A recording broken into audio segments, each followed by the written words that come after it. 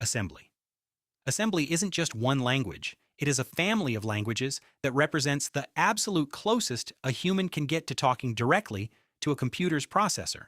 Instead of abstract, English-like commands, assembly uses cryptic, low-level instructions to move raw data directly between CPU registers and memory addresses.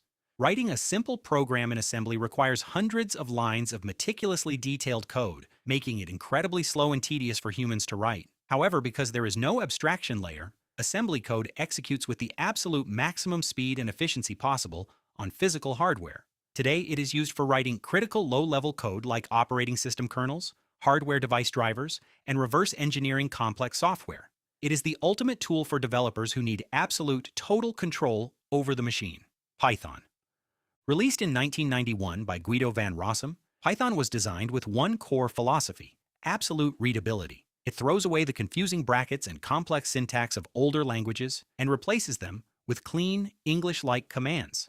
It's so simple that a beginner can write a functional script on day one. But don't let that simplicity fool you. Python is incredibly powerful.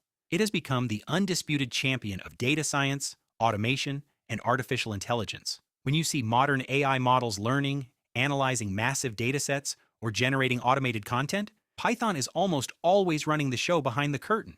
It is slightly slower than languages like C++ because it requires an interpreter to translate the code, but the sheer speed at which humans can write it makes it a modern developer cheat code.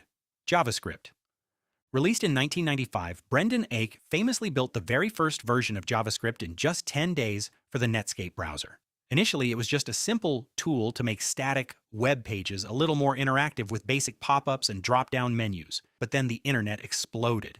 Today, JavaScript runs natively on nearly 99% of all websites on Earth. Thanks to modern frameworks, it expanded from just controlling your browser to running massive server backends and mobile applications. It's a notoriously quirky language with some bizarre logic flaws under the hood, but its sheer scaling capability means it cannot be killed. If you are looking at a screen right now that connects to the web, you are interacting with JavaScript. It is the messy, unkillable engine of the World Wide Web.